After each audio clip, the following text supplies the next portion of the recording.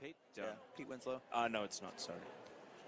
And then Australia, Tristram Peters. Rebecca Evans. Rebecca or Beck Evans, Yeah, either Beck is Evans, fine. yep. Dimitri, Josh Merkus. Yep. Abdullah Karim. Correct. Chris Suffield. Yep. Chris Turnbull. Luke David. Luke David. Yep. Now everybody calls Abdullah Abs as a Abs? nickname. Yeah.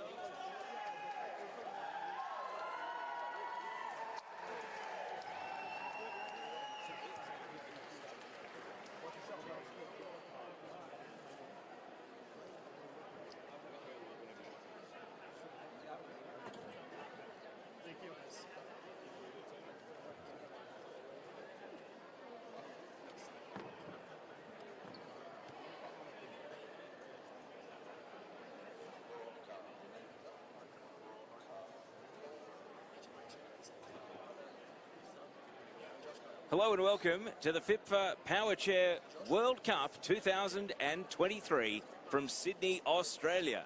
It's a pleasure to have your company wherever you may be watching around the world. Tournament opener between Australia and the United States of America is not far away. My name is 𝐏𝐨𝐿𝐿𝐿.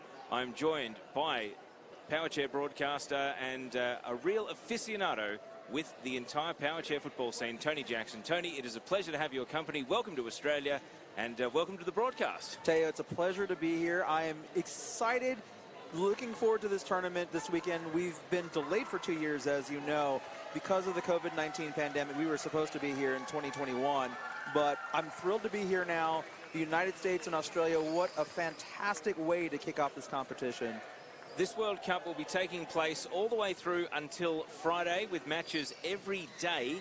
It is a 10-team tournament. The nations competing: Australia, Argentina, Denmark, England, France, the Republic of Ireland, Japan, Northern Ireland, Uruguay, and the United States of America. Our defending champions are France, who won the last World Cup final in 2017 when they defeated the United States of America. We will speak a little bit about that shortly. Of course, it's the 4th edition of this tournament as well.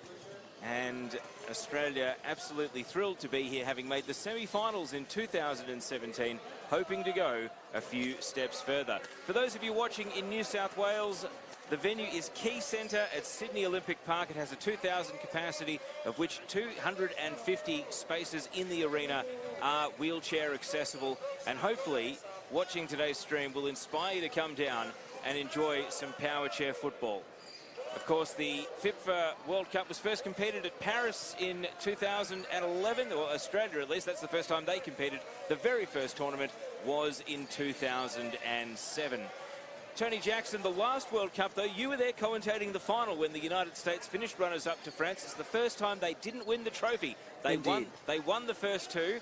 What has happened in the ensuing years since? Tell us about what's going on in Powerchair football in the United States. Well, I will say the biggest change for the United States is Michael Archer, the longtime captain and anchor for the United States, retired at the end of this most recent U.S. Power Soccer season. So he's no longer part of the team.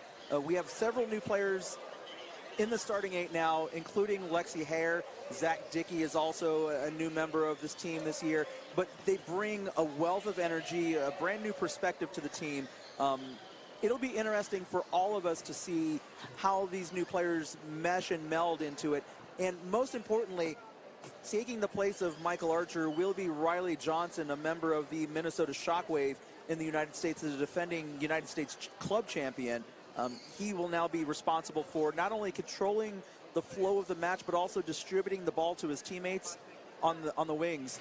So I'm really looking forward to seeing this all unfold over the next week. Kickoff for this match is at 1 p.m, so let's run through both the squads and also the starters that have been named for this tournament opener. For the hosts, Australia, number 2 is Tristram Peters, 3 Rebecca Evans, 5 Dimitri Liolio-Davis, also the captain, 6 Josh Merkus, 7 Abdullah Kareem, 8 Chris Suffield, 10 Chris Turnbull, and 23 is Luke David. Reserves are Santo Bongiovanni and Ryan Seck.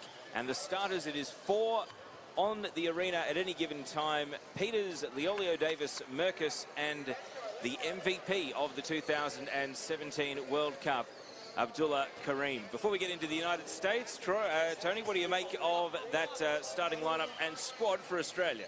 Absolutely formidable lineup for Australia.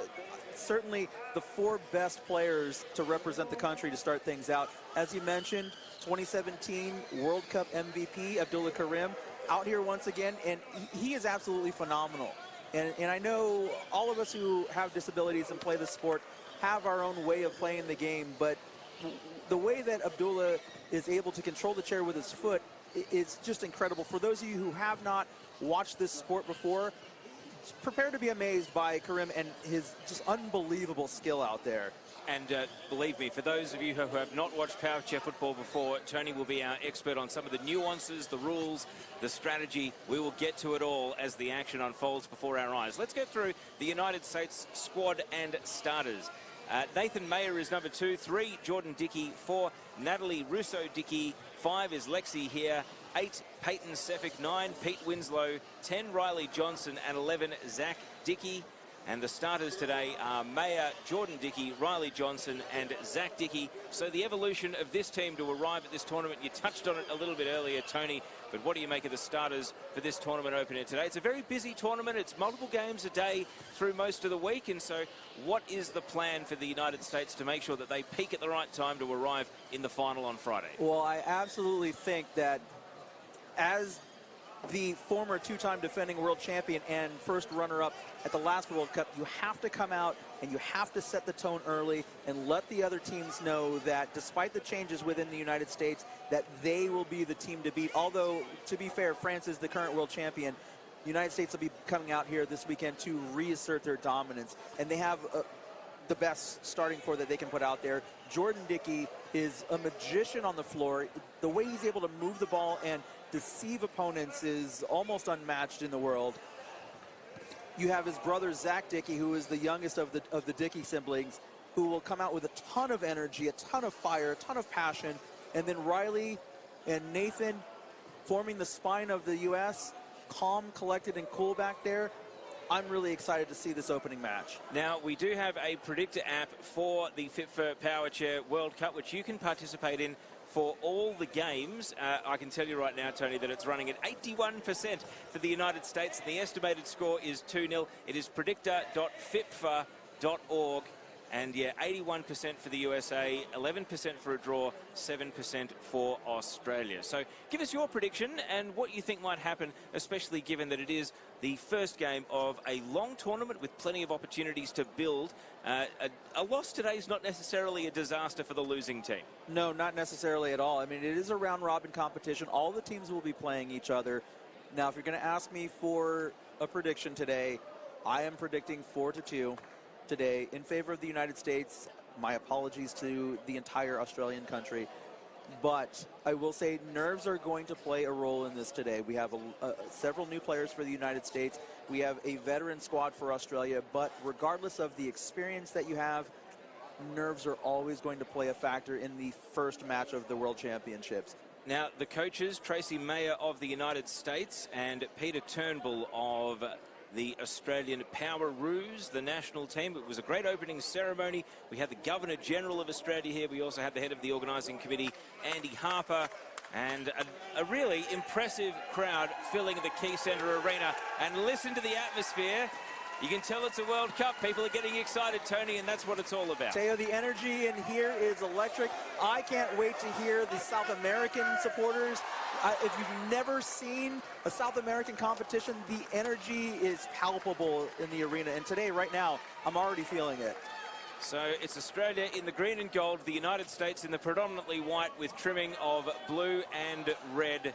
The officials for this game, Leonardo Frege of Argentina, assistant referees, Norden Sobovic of Austria and Carolyn Bean of England, and the fourth official is Mika Wallston of Finland. This is the FIPFA Powerchair World Cup 2023, and the opening game to be kicked off here by Australia, Dimitri Liolio-Davis.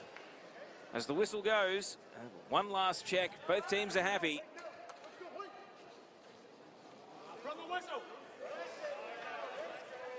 You can feel the energy bursting at the seams here, Teo. And that whistle gets us underway. 2023 FIPFA Powerchair World Cup starts with Australia kicking off, attacking the left of your screens in the first half. And Dimitri Liolio-Davis immediately trying to control the ball, but it's going to be a restart as there's a bit of a midfield collision and the ball is hit long and out for a goal kick down at Australia's end. What do you make of the early exchanges and how the teams are setting up? And Teo, that collision at midcourt was certainly nerves and energy just kind of flowing out of everybody right now. I mean, Josh Merkis is an experienced player, as is Riley Johnson. Usually that doesn't happen, but you're really seeing those first game jitters here. Certainly there are a few nuances and rules to power chair football, which Tony will be explaining to us as we see them. Of course, there's still plenty of interpretation for referees as well throughout the course of a match, as we see Johnson here hard up against the post, and you saw the covering defense there of 𝐅𝐨𝐿𝐿 to protect his goalkeeper there and put the ball behind. Now, Tristram Peters is the designated goalkeeper for Australia, as he's wearing a different colored shirt as everybody else. But Dimitri 𝐅𝐿𝐿 is going to be what we call the defender or the sweeper in the goal area. And his main responsibility is going to be to try to clear the ball out of the area and run the counterattack for Australia. So an early set piece for the United States here. And Johnson with plenty of power, but 𝐅𝐿𝐿 intercepts it now. Abdullah Karim, what a pass to outlet on the right, and then Merkis tried to return it. That was very quick in transition from the Australian team. Indeed, and just a little too heavy on that pass by Merkis. And now you'll see Team USA will play very quickly, so it's up to the officials, the assistant referees, to get that ball down and settled fast. And that ball is the Barramuta, designed by sisters Casey and Tia Manton. You can find out more about it on the FIPFA 2023 World Cup website. The origin story, plenty of indigenous art inspiring the design of that fantastic ball. Teo, I really love the design of that ball, and I really appreciate the fact that they wove so much of the Australian history and culture into the design of that ball. And the colour scheme does feature all 10 participating nations as well, as we see Australia trying to improve their territorial position here, as the United States will attempt to start from the back here with Jordan Dickey, now playing to Johnson. He's able to evade Karim, and Dickey now, Merkis, and that looks like it's a 2-on-1. For our listeners and viewers for the first time, explain how 2-on-1 works. So the 2-on-1 rule can be a little bit confusing for the uninitiated. It essentially says if one player from a team has the ball, no two players from the other team can be within 3 meters of the ball. And so what you saw here was Josh Merkis and Dimitri 𝐅𝐿𝐿 both within 3 meters of the ball when Riley Johnson was also on the ball. So the referee will call it. Oh, and that looks like, oh my goodness, Teo. It's going to roll all the way for the opening goal. The goalie was out, and Zach Dickey celebrates the opening goal of the tournament. And Australia caught out by having too many numbers pressed up the pitch. Huge mistake, Teo. Now, they were trying to play aggressive on the counter here, and Tristram Peters just played a little too deep in an attacking position, and Zach Dickey was able to just slide that ball past everybody. What a way to start for the U.S. It wasn't the most powerful shot, but positioning was everything, and that is United States 1, leading Australia 0. As we see a big 50-50 here. 𝐅𝐿𝐿 went in and won it. Zach Dickey competing against him. And now the ball will roll out. When you say it's an error, so would Australia have known that they left themselves vulnerable there, or is that just the inspired play of Zach Dickey? Honestly, I think that they understand that they left themselves vulnerable there. And I think Tristram Peters right now is within himself right now, knowing that he's the one that made the mistake. Again, I said it earlier at the top of the broadcast, first game jitters are going to affect both teams, but it has cost Australia here already. Only 4 minutes gone, still early days as Johnson plays it up the flank, and Jordan Dickey trying to get it inside the post, and you see there 𝐅𝐿𝐿 on guard, but he still concedes a corner. Of course, all the terminology we use, kick-off and corners, fouls, it's the magic of football. It is the same game, albeit slight rule differentiations to accommodate the power wheelchair users here. And it's one thing that in Australia, national federations, state federations, all abilities is something that football prides itself on being able to provide. And this tournament, one of the stated goals at the opening ceremony was to shine a greater spotlight on it and bring this format of football to people's attention. It is the beautiful game for everyone who plays. Here's Merkis, protecting the ball well, and the referee has called a 2-on-1, so that'll be an Australia free kick. Indeed, so you had Josh Merkis with possession of the ball. Zach Dickey and Riley Johnson were both within 3 meters, and so the referee is always going to call that 2-on-1 violation. And so the reason that rule is in place is because it's meant to create artificial space on the pitch so that this game doesn't turn into bumper cars or a rugby scrum. We have rolling substitutions, so we see Zach Dickey come off. He is the first goal scorer, though, and Pete Winslow comes on. Tell us about Pete. Now, Pete Winslow is actually teammates of Riley Johnson and Nathan Mayer at their club side, the Minnesota Shockwave. And Pete Winslow is one of the strongest kickers in the world. The amount of pace he's able to put on that ball, and you're going to see it right here in just a moment, is incredible. Australia are going to have to be on point with their defense here. Well, a free kick was given away for a 2-on-1. It was a great driving forward move from Jordan Dickey, and now we get to see Winslow. His first involvement might be to shoot at this free kick here. Now, what I think we're going to see is Winslow bounce it off of Johnson and try to go in between the Australian defenders. So will they close the gap? It's Winslow. Oh, they do close the gap. Brilliant defending. Wonderful defense by Leo Davis and Peters. So communication is all important out there, isn't it, Tony? You've got to absolutely know and anticipate your teammates' movement just as much as your opponent. Indeed, and you see the amount of power Winslow is able to generate on his kicks. Jordan Dickey, oh my goodness. Another vital block from Leo Davis, and Dickey was denied. And now you see here big tackle being laid by Leo Davis. Dickey, is he going to find an opening? He can't. Peters has done well to block him. And now the pass again, shouts for a violation, and it's going to be an Australia restart. Tell us, the Australia bench were up straight away. What did they see? So they saw a contact from Riley Johnson on the defender over here, and they were looking for a contact foul, which the referee granted. So it's going to be a direct free kick for Australia. Australia just trying to steady here as the United States really ramp up the pressure, looking for a second goal. Merkus, can he make a move through the middle? He loses out to Johnson, who's now in a battle for control. You see Kareem trying to avoid a 2-on-1. He stays out of the zone. Now he goes in to engage. And the referee is saying it was a 2-on-1 in the end. He was going to play the advantage, but it never really quite unfolded. And so now this is where Pete Winslow really comes in. He can launch balls with a lot of pace and a lot of power and reach far areas down the pitch. Winslow, 29 years old, from the Minnesota Shockwave. Let's see if he can unleash a shockwave here. It's taken a couple of deflections, and it's another 2-on-1. And the referee pointing to Merkus, who came in too close. So it's a free kick right at the edge of the box. We saw Australia defend this a moment ago, but it was so close to the second goal with the USA hone it in this time. Now, I'm going to say I did see the center referee, Leo Fraga, officiate some of the practice sessions, and his interpretation of the 2-on-1 rule is extremely tight. So both teams are going to have to really adjust and stay far away from each other. Winslow, and it's there! Inside the post, and that is brilliantly done from Riley Johnson to make it 2-0 to the United States of America. That ball went right behind Leo Davis. He didn't even see it coming. I think they anticipated another shot coming in between them, and they both cheated towards the middle. Riley Johnson was able to sneak that ball behind Leo Davis.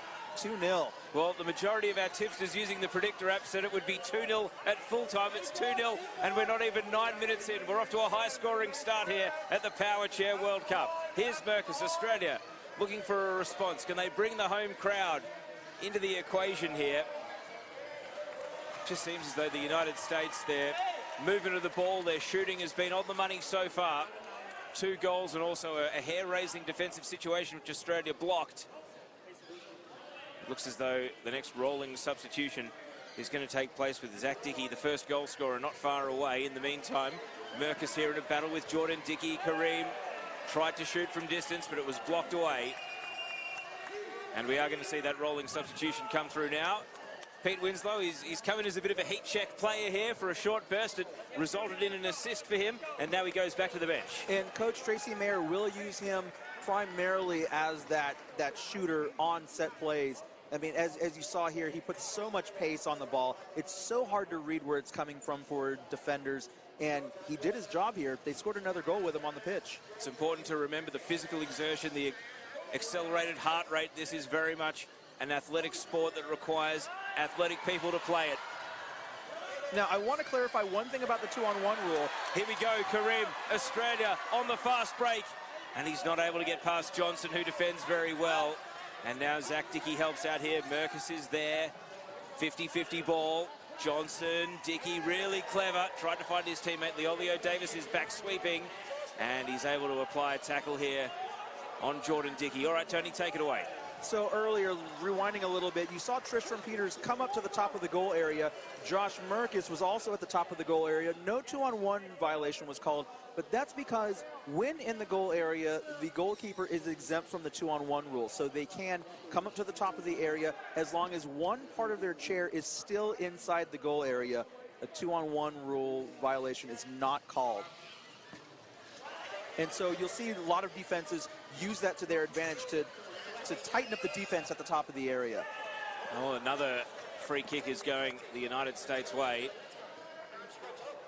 No more Winslow, so Johnson here, scorer of the second goal, Riley Johnson. Now, Riley Johnson, despite not having Winslow's pace, can put quite a considerable amount himself on the ball. And he is sizing up his options. He's got Jordan Dickey down in the corner. Is that where he's going? It is. Dickey, does he cut it back? Trying to take control of possession here, and Leolio Davis is out to put the tackle on, and it's going to go out for a restart the United States way. Ball trapped down at their attacking end. Now, Leolio Davis was very slow to get back on defense, and I don't know if you could hear through the microphones, the Australian coaches were yelling, quick, quick, quick, because the USA will move very fast. Ticking up to the 12-minute mark of game one. Restart to be taken here by Tristram Peters, Australia goalkeeper. And he moves it up to Merkis. Now Karim. Look at the slick movement of Karim. He really has great handling. And look at the dribble here. He's off. He's trying to pump and trying to go, keeping the ball in, and Johnson screened him there. And those sort of daring runs are what makes him stand out in the number 7. And Australia, just hear the crowd starting to rally around them a little bit. They were encouraged by the attacking dash there of Abdullah Karim. And the restart to be taken by Josh Merkis. It's his second World Cup. He's won the national championship 4 times. He's also been a club national champion. And as the ball goes out, we nearly get our first touch of the game up against our broadcast table. So many of these Australian players have been involved in the sport, playing for well over a decade. Now, the Australian coaching staff looking for another 2-on-1 violation call from the referee against the U.S. because off of that kick in here, Johnson and Zach Dickey were very close together. Well, you talk about the strict interpretation of the rule. On this occasion, Merkis there has been blown for a 2-on-1, even though he was really back guarding in the goal space. We've got another change. Zach Dickey hyping up his teammates as he is subbed off. And Pete Winslow comes back on for his second spell. They like this free kick, I'm suspecting. It's going to be very difficult to defend for Australia. Now, the other thing about the current 4 out here on the pitch for Team USA is that Pete Winslow, Riley Johnson, and Nathan Mayer are all teammates on the club level as well. So the whistle goes. Here's the free kick. Winslow with power, and it's 3. Unbelievable performance here from the USA to start this. Jordan Dickey this time, he got the touch on the cross. And the free kick taking of Pete Winslow is proving to be a masterstroke here for the United States of America as they go 3-0 up in 15 minutes. And you can really feel it right now. The energy from the Australian side has really, really been sucked out of them. It's hard. As you said, we're in the 15th minute right now. The United States is already up 3-0. And Australia have had moments. They've had some short strings they've been able to put together, but nothing sustained so far, Teo. Oh, they came here, the USA. You dubbed them the team to beat at the opening ceremony, Tony. And so far, they have laid down a marker. And we're going to see a couple of changes here on the bench. Pete Winslow, he is just asking the referees if he's right to come off. He is, and the most recent goal scorer, Jordan Dickey, as well, will be making way. And we're going to see, for the first time, Lexi Hare and also Peyton Sevick. Tell us about these two players. Now, Lexi Hare has been playing since she was about 8 years old, and she's one of the most experienced players out here, extremely hard to defend. She's so good one-on-one. And Peyton Sevick, he's also been playing since he was a teenager, won the United States National Championship back in 2014 with his side, CNY United, in the Syracuse, New York area. Peyton actually playing this weekend with a heavy heart. Actually, all of them are playing with a heavy heart.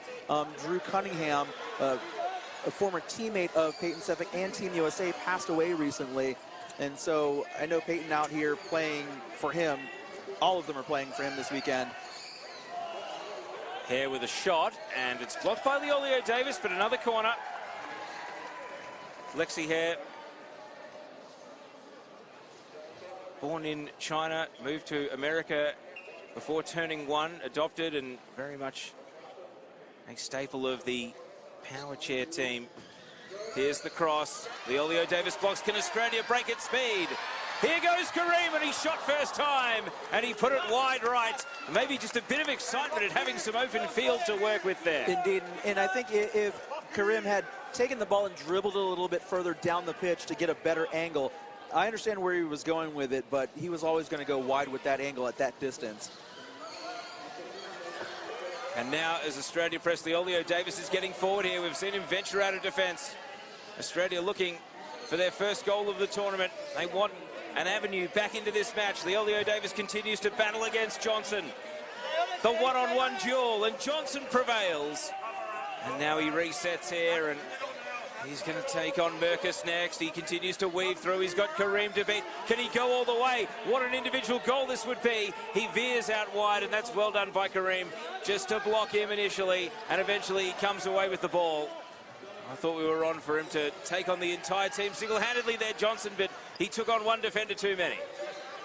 And now Merkus, Australia, again looking to counter. They nearly had the numbers to break, but Sefik is back covering and with power. Now Merkus returning it in kind. Back and forth it goes. Big block tackle. And I think the referee's seen a bit of contact, or was it for the ball bouncing that he's blown up play here? Yeah, it was actually more of the contact that the referee is stopping play here, which was what the Australian coaching staff was calling about. There's a lot of heavy contact going on right now. You saw a masterclass in ball handling by Riley Johnson. He is one of the best one-on-one, extremely difficult to beat. He constantly trains on his chair skills and his ball handling skills. And Teo, you're seeing it here. He just wove his way through the Australian defense. So a very quick spell there for Sefik. He's off. Winslow back on.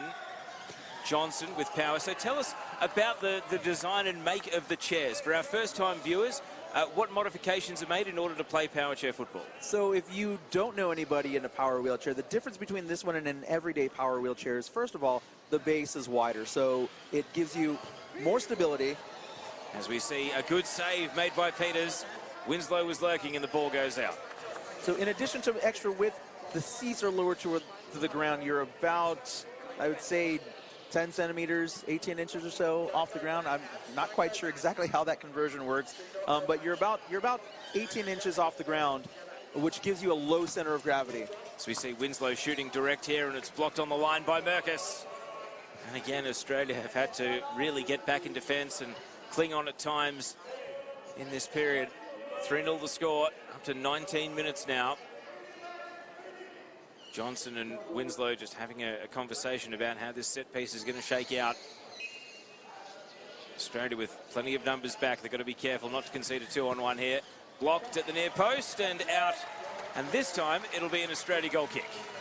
And just to continue on with the differences between everyday power wheelchairs and these, another thing that you'll see is obviously there's the foot guard, or the cage as a lot of people like to call them, in front of the chair, which is how everybody manipulates the ball. But the biggest difference that you don't see is the actual programming and electronics of the chair. The way these chairs handle, the way they're able to take off.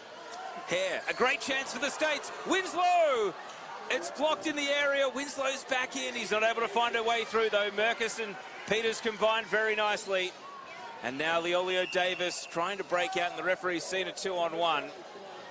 But again, America getting closer and closer to a fourth goal. I mean, Australia under so much pressure right now. They haven't been able to really breathe very much throughout this first half. And they're going to have to figure out a way to be able to move the ball past the U.S. defense in the second half. How much of this is just the excitement of being back on a World Cup stage after 6 long years? I think that's definitely part of it, but I will say, to the U.S. credit, they're extremely good on defense. Winslow, Hare, first time. Johnson Plays it back out to the flank. They didn't quite execute the way they hoped there. And there's a bit of a conversation as the whistle goes. Tony Jackson, sum up what we've seen in the action so far as the United States take a 3-0 advantage. Well, the United States came out quickly, asserted their dominance, despite a couple promising counterattacks from Australia. The United States were able to really kind of control the flow of the match. We saw Pete Winslow use the pace of his kick and a lot of the movement and trickery within the U.S. offense. They put 3 points up on the board. They're going into the half with a healthy lead. Australia certainly have their work cut out for them in the final 20 minutes of this first match, Teo. Let's recap the scorers. Zach Dickey opened the scoring early with that long shot from inside his own defensive half. Riley Johnson made it 2 at a set-piece situation, and then Jordan Dickey made it 3. Pete Winslow integral in the build-up to both goals. Let's talk about what's going on in these two huddles. Let's start with the hosts, Australia. What is the message coming at the moment from the team coach in order to try and rally them and get them an avenue back into the game? Well, I think first the coaches have to get the players settled down and understand that this is just the first game. You mentioned it earlier, a loss here is not completely devastating to their championship aspirations, but they absolutely have to calm down. I think the other thing they have to do is they need to pass the ball sooner. They're holding on to the ball too long, which allows the United States defenders to come up and lock them down. And one-on-one, the United States players are just too strong individually for the Australians to beat. So they have to move the ball. They have to keep the ball away from the United States defenders. Tracy May, does he want to go for goal difference? Does he want to see combination play? Or does he go to his bench and give some of his bench players a few more minutes in the second half? I think early, you have to play for goal difference, because I guarantee you the likes of France and England are not going to take it easy on their first opponents either. So you really have to play for goal difference early, establish yourself. And again, as I said, France is the defending world champion, so they are certainly the team to beat. But the United States is coming out here to send a message to the world that they are to be reckoned with. And don't forget, if you're watching on the FIPFA YouTube channel, keep your comments coming. Lots of enthusiasm and excitement for the start of this World Cup tournament. I have one question for you, which we might be able to follow up in the second half. How come there's a USA not in their strike force? Now, we were talking about the makes and modifications of power chairs. What would the reason be that a player isn't using the strike force chair? Well, honestly, it really probably comes down to a financial consideration. Every top player in the world will be using a strike force chair because of the way it's designed, the way it's built, the way it's programmed. No other chair out there can quite match the performance of the strike force. And you see it out here. Every single one of them will be using one. So halftime, 3-0 the current score. And let's just recap here. The venue, if you are watching in New South Wales, in Sydney, you're keen to come down, it's the Quaycentre at Sydney Olympic Park. It's right near Kudos Bank Arena and the the main stadium, Australia, so you can't miss it. Come out here, 2,000 capacity. There are 250 wheelchair spaces in the arena for viewing as well. So if you want to bring yourself or bring a family member who needs wheelchair access, this is the great venue for it. We heard from the Australian Governor-General pre-game about how there was a wheelchair rugby World Cup held here and also the Invictus Games. This venue has great history when it comes to all abilities sport, not just power chair football. Indeed, and you can really feel that energy in here today. And as you walk through the building and you see the pictures of all of the athletes that have come through here and trained and won here, there is a lot of history in this building, and it's really an honor and a pleasure to be here to share and to add to that history at the Quaycentre. Now, we've also got to mention the logo for the tournament. You might have seen it. It's got the motif inspired by the Sydney Opera House. Credit to the designer Amos Hong. So fantastic logo promoting this tournament as well. What was your level of anticipation? When did it become real? Was it when you made the trip out here, Tony? Was it when you had the countdown of a month or 6 months to go?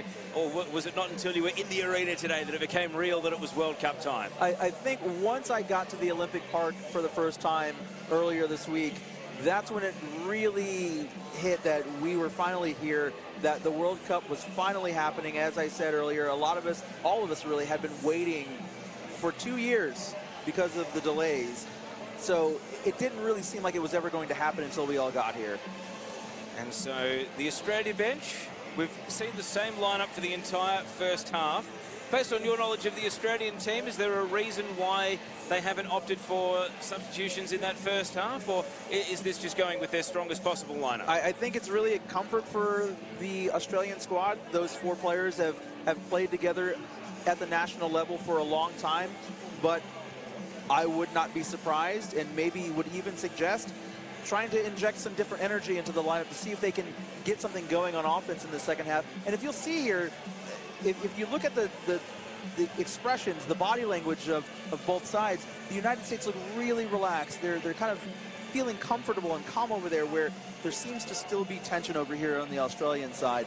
And I think the coaches really need to work to get rid of that tension before they go out there for the next 20 minutes. Now, we've got a camera crew and even a boom microphone following the United States Powerchair team. Fantastic the level of media and coverage that this tournament is going to get. So hopefully some compelling behind the scenes and inside the huddle material made during this tournament as well. If you are coming down, Australia's next 2 matches tomorrow, 11:30 a.m. Argentina and 4 p.m. in the afternoon Uruguay. And of course, I assume you know the history of Australia and Uruguay in football, Tony, but there was a great Argentinian contingent and a great Uruguayan contingent here for the opening ceremony. So you said you were looking forward to seeing the South American teams, and I imagine the atmosphere they're going to be creating in the arena both today and through the rest of the tournament is going to be pretty special. Absolutely electric. I remember one of my first ventures into South America for a tournament in Brazil, and the energy, the passion was so deafening. I could hardly hear myself speak when I was in there. And it is just a sight to behold. If you're local in the area and you're watching online, I encourage you to come down to the Quaycentre this week and watch some Powerchair football. It is unlike anything you've ever seen. So just one thing I want to mention during this halftime break is the Australian Club Championship this year. Hills United defeating Melbourne City. And of course, there is also the National Championship, where both New South Wales and Queensland have such a proud history of regularly winning. But many of the Australian professional teams in this country, Western Sydney Wanderers, Melbourne City, the Newcastle Jets, Central Coast Mariners, Brisbane Roar, they all have Powerchair teams. You see South Melbourne as well from NPL Victoria, they have a Powerchair team. And it seems as though it's something that full field football is recognising that you can't be one club without embracing all abilities, and that's something that's probably, as a result of hosting this tournament, only going to grow here in Australia. So hopefully it has a legacy effect as well. It's encouraging to see. We have similar relationships in the United States. You see it in England as well, where the professional running game teams are welcoming other versions of the beautiful game into their clubs. And I hope to see more of that as we move along here. So substitutions here for Australia. Leolio Davis and also Peters are coming off. And so the starting lineup at the beginning of the second half will be Josh Merkus, Abdullah Karim, Chris Turnbull, and also Luke David. So we get a look at a new goalkeeper for Australia. We get a look at the number 23, Luke David, for the first time. Zach Dickey and Jordan Dickey have both been restored to the lineup as well, along with Riley Johnson at the start of the second half. And they've also changed their goalkeeper as well as... no, they haven't. We've got Nathan Mayer still in goal. So what do you make of the Australia changes here at the start of the second half? As I mentioned at halftime, I think the coaches are really just trying to inject some new energy. Oh, and there's a long shot. Oh, my goodness. Chris Turnbull with a save. And now the follow-up, Dickey. Turnbull's there, but he's got his back to the goal. Dickey still trying to find a way past Merkus, and he's attempting to defend here. Jordan Dickey, one-on-one against Merkus here. Can't find any forward passage, though. Who's going to win this battle of wills here? Lots of instruction coming from Turnbull, the Australia goalkeeper. And now with a bit of a retreat, the referee has seen a foul. Now, the trick with Jordan Dickey is that you have to be patient with him, because he will wait for you to make a mistake before countering and moving past you. And so that's going to be quite a tall task for Abdullah Karim here. And now another shot coming in from Johnson. He's already scored once today, but that one goes just wide, as Australia having a few issues playing out from the back here against a very organised midfield wall from the United States. Got to say, I love the Nike glove that Jordan Dickey's wearing. It's in the red, white and blue colours as well. He's got the uniform on every part of himself today. Yeah, and a big credit to the United States Soccer Federation, who just recently added Power Soccer to their extended national teams, which include amputee soccer, deaf, cerebral palsy. So now Power Soccer is officially part of the U.S. Soccer Federation. And I saw the Powerchair team actually gave a team talk to the senior USMNT as well before a game they played in, I think it was CONCACAF Nations League as well. Recently, it's been a wonderful experience for all these players out here because for so long we felt like we were on the outside looking in. So to be accepted by the U.S. Soccer Federation has been a huge boost for the program. Now, the opening goal scorer of today's game, Zach Dickey, with a free kick here. Takes the free kick. Jordan Dickey, oh, just wide of the post. And we're going to see a rolling interchange here. And you see Zach Dickey with all that fire and passion that he brings to the match. I mean, I'm a big NFL fan, and that's what you see on the sidelines in the NFL. It's no different for the United States here, is it? With their Powerchair team. A lot of hyping up and a lot of G'ing up and energy. It's wonderful. I love watching Zach Dickey play his club football as well. He's the same way. Winslow, you saw the contact, and this time it's going Australia's way. Free kick won by Luke David, 31 years old, plays for Melbourne City, and he's won the Nationals 4 times for his club. He's also been the National MVP, 12 years experience for Luke David. And he's off and going here, trying to take on Johnson, but the ball will run a little long for him.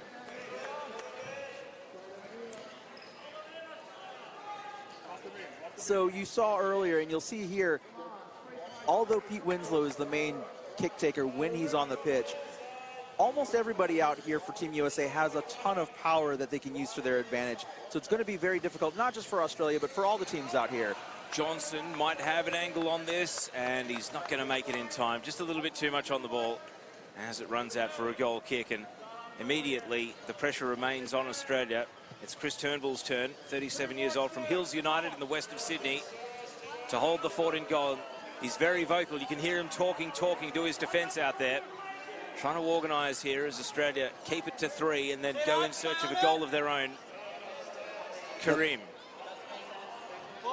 You mentioned the patience of Jordan Dickey. Look at Abdullah Karim sticking to his task, and both assistant referees are flagging. Now, that was a 3-in-the-box violation on Australia. Now, when you're playing defense, you are allowed to have 2 people in the goal area. One of them has to be the goalkeeper in order for, first of all, the 2-on-1 rule to not be called. But if another player from the defending side crosses the goal area, that is a 3-in-the-box violation, and it is an indirect free kick here for the United States. Oh, Winslow, as we know, he likes to try and find a teammate with his free kicks, so who's he looking for here? Will it be Jordan Dickey? Will it be Riley Johnson standing or position just off to him? Johnson off the post. Johnson again. And now Luke David clears. Karim, he's off. Listen to the crowd rise, but that's great goalkeeping from Mayer. And now the whistle goes in the midfield mix for a 2-on-1. But Australia on the fast break here. They've had their moments in the game, but it was only a fleeting one on that occasion. And it seems like that's kind of been their philosophy in this match, to hold the U.S. and then break on the counterattack. It's worked in short spurts, as you mentioned, but they have to be able to sustain an attack. 5 minutes into the second half, it's Australia still facing a 3-0 deficit at the moment. Winslow, not quite as powerful as his previous free kicks. Johnson glanced it on, and Merkus was there. Josh Merkus in a block tackle with Johnson. Taking place on the wing here. Johnson now has the assistance of Winslow, who loads up. Dickey with a shot, and the Australians clash into each other as they defend in desperation. And now Dickey against David. There's a 2-on-1 violation, Teo. Luke David and Abdullah Karim. Well, I mean, not to get into discussing the nuances of the rules, but Karim's not really affecting play there. So, I mean, it's obviously adjusting to a referee that's going to whistle for that, isn't it? And indeed, you'll see here at the international level a much more strict interpretation, because I do agree with you. Karim wasn't really affecting the play, but he was within that 3-meter radius.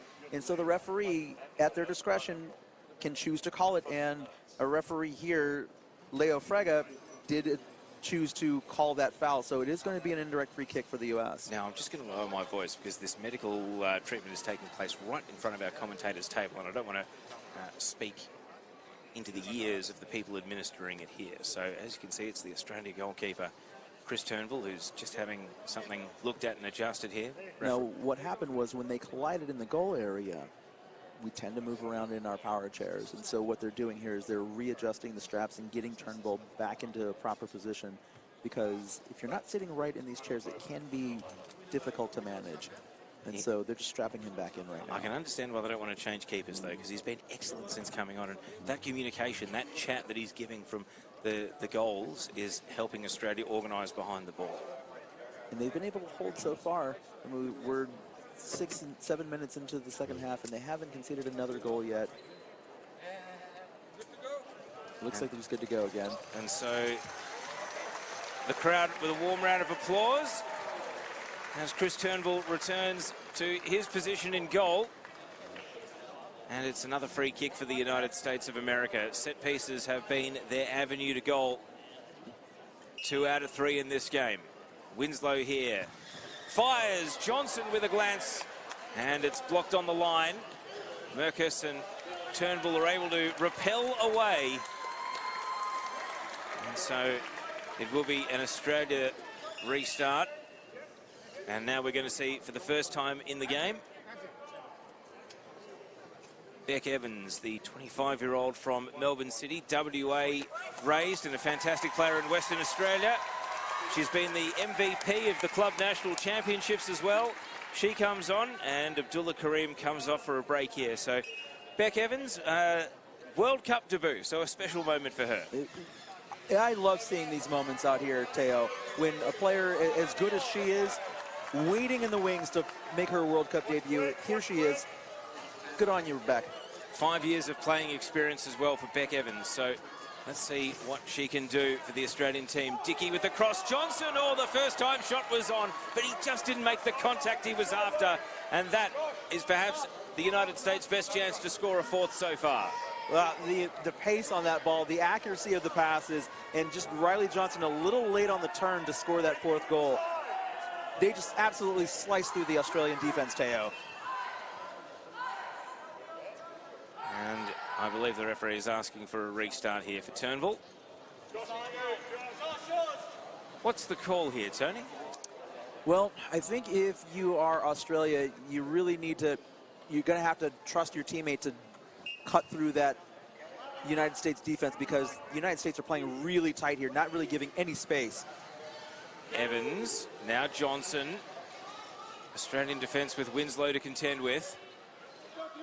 No one really wants to take possession here. Now Merkus takes on that responsibility. Winslow. Both players trying to avoid committing a foul here. Turnbull back out to the sideline and ultimately out for a restart for the United States. And we're going to see a couple of changes here, or are we?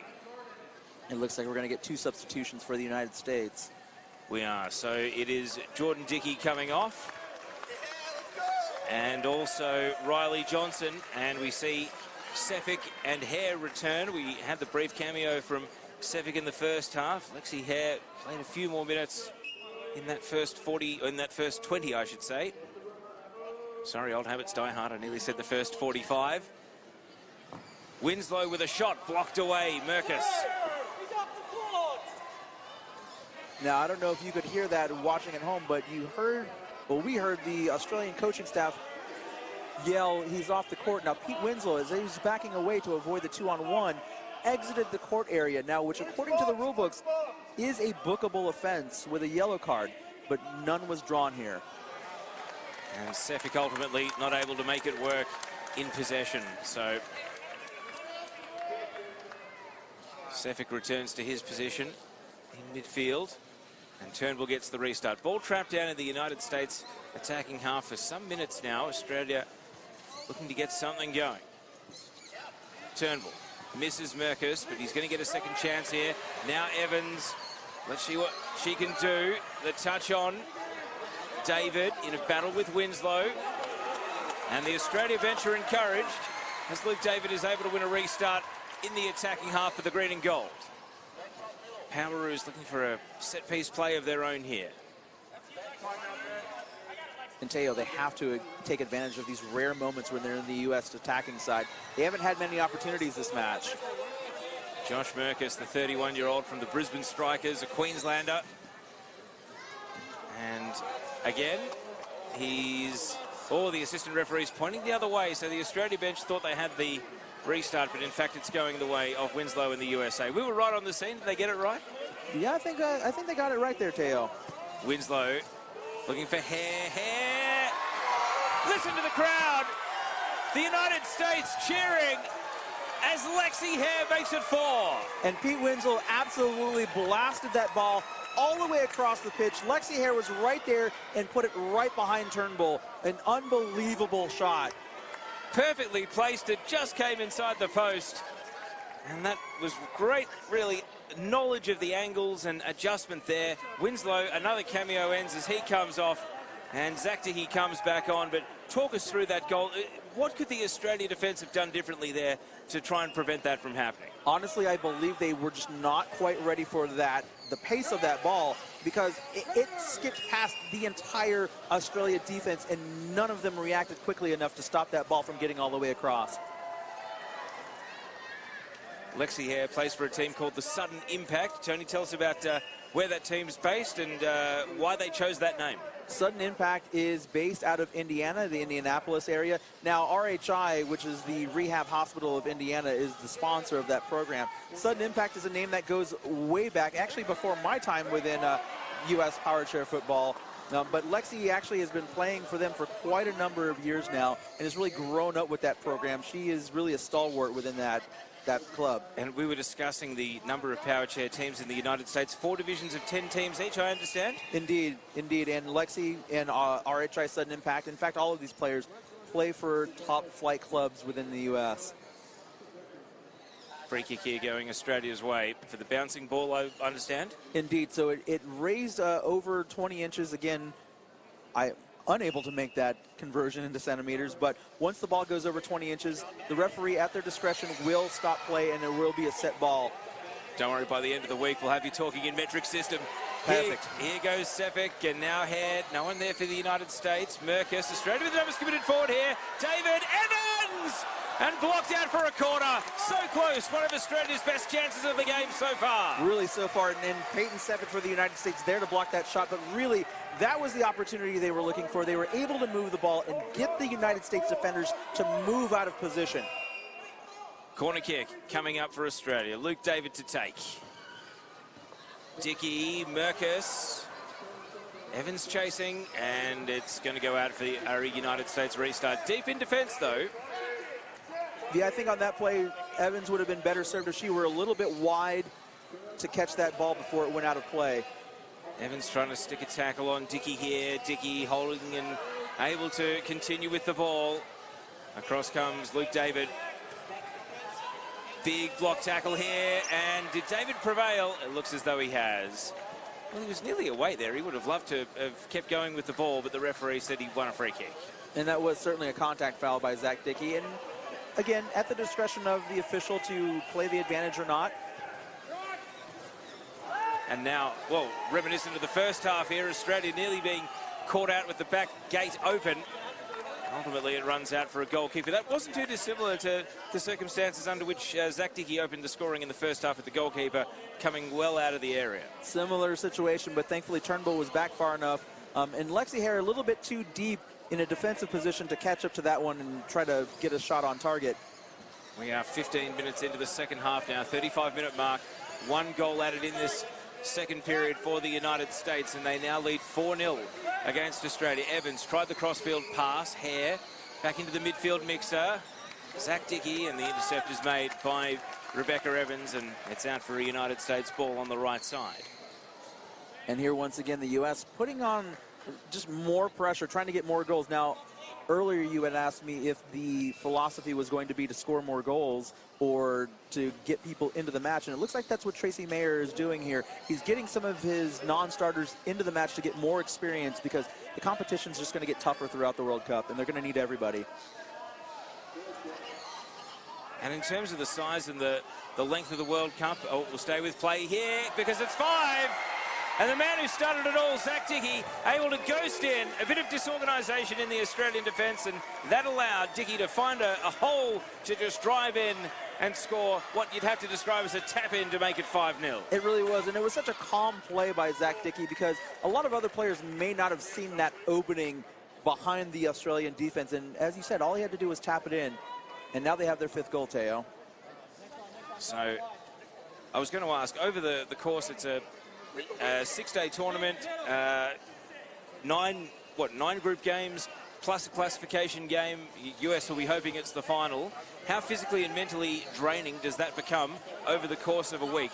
How does this tournament, in terms of its demands, compare to anything else in the power chair world? I mean, although we're not actually out there running physically, it is so emotionally and mentally draining, especially when you're playing against the best in the world.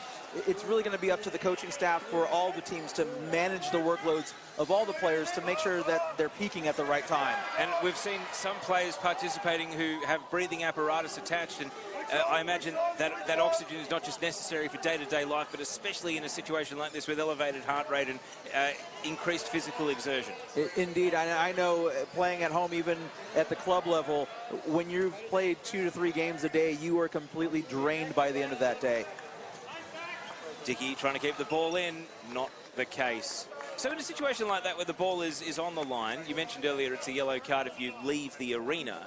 How much leeway would Dickey have in that situation to actually come out of the field of play and loop around onto the ball? I think if he's trying to keep the ball within play, that the referee will certainly let it go. But really, I think that rule was designed more for players trying to avoid a foul situation, such as a 2-on-1. Rolling substitution here means we get to see Chris Suffield for the first time in this game for Australia.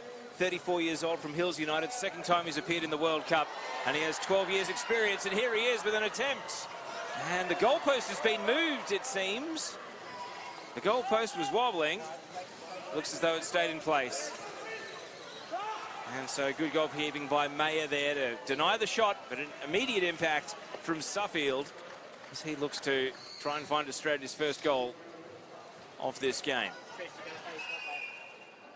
And it did move the post, and the referee's gone and restored it. So in that situation, is play allowed to continue? What happens if you score a goal and the goalpost has been widened to make the goals bigger? So the rule book states that the majority of the ball has to cross over the designated goalpost line. So on the floor, you can see there's blue lines all over the floor. There are actually markings along the goal line to indicate where the goalpost should stand. And so if the majority of the ball, according to the official, stays inside that line, it will count as a goal. So you will see goalkeepers throughout this week move the goalposts out of the way to make a save. And sometimes an attacking player will force the ball over the line.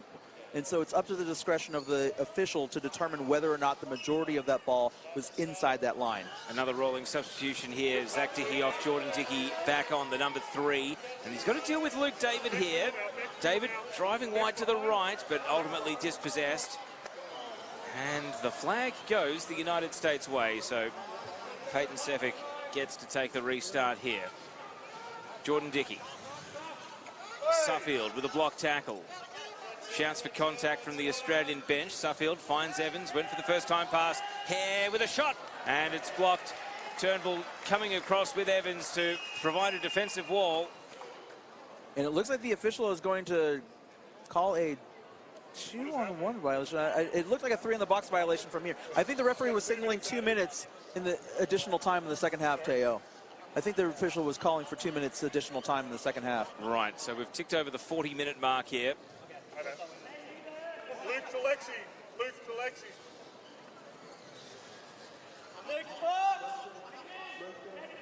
Evans against Dickey here. Who's going to prevail in this battle? Turnbull with a block. Dickey again. It's Jordan Dickey. Goalkeeper's left the area, but Luke David is back on the line. And ultimately the ball does run out. United States going their way. Don't forget, the broadcast schedule is available on the FIPFA website. There will be live streams of every game of the tournament rolling all through the week. Dickey, the cutback's on here. Sefik in position at the top of the box. Bit of contact there, but it's initiated by Peyton Sefik, which means it's an Australia free kick. So we've got about a minute to go, I understand. I think the U.S. really not in a hurry to score any more goals here, just kind of holding up play at this point. Luke David, can Australia finish with a goal? Suffield's in the middle, but he can't find him. And the determined defending of Jordan Dickey. USA are trying to spoil Australia's party here as the hosts, trying to keep them off the score sheet. And it's good individual defending. Sefik, is he able to keep it in here? Evans in a duel. Sefik continues on. And you just heard the clash of metal there, meaning that the restart free kick is going Australia's way. Suffield denied possession. Evans. And now Hare with a shot to finish the afternoon's work. It's blocked away by Turnbull. And the referee has seen enough. It's full time of this 2023 Powerchair World Cup opener. And the United States, they have laid down a marker for the rest of the world to take notice of. It finishes Australia 0, the United States of America 5. Now, Australia had some good moments, some good runs of play here in the match, but the United States just absolutely dominant from the opening whistle to the finish. I mean, they scored 3 goals in the first half, another 2 this half.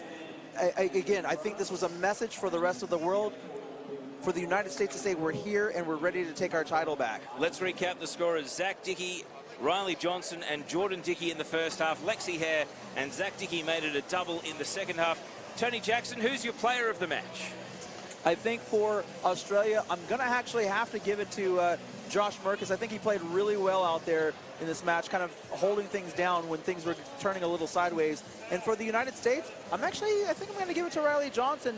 He really did a good job out there holding things down. He scored that goal earlier in the match that we saw in the first half.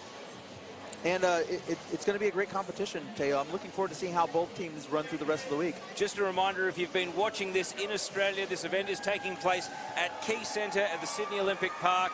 And it does have 250 wheelchair capacity spaces. So if you're inspired, if you want to bring a family member, if you want to come down, it's a very, very friendly and accessible arena. So make sure you come down and enjoy the Powerchair World Cup. It's running all the way through until Friday. The full match schedule is on the FIPFA website. Tony, you're going to be commentating games and doing expert commentary all through this tournament. Thank you so much for joining me. Give me your final thoughts on the opening game we've just seen. I thought the atmosphere was fantastic. I think that Australia, now that they've got their nerves out of the way, got that first game out of the way, they can really settle down, take a look at what needs to be adjusted for the next game when they go out there. They still have a great chance to run through the tournament here. I am eagerly looking forward to tomorrow, Argentina and Uruguay. That's when you'll hear me, Teo Pellizzeri, again. Tony Jackson, thank you so much. Thank you to all our broadcast partners. Stay with us on the FIPFA YouTube channel because the games continue through the rest of this opening day and through the week of the tournament. For now, though, that's it from us. Make sure you join us for the remaining games of the 2023 FIPFA Powerchair World Cup. We will be back very soon.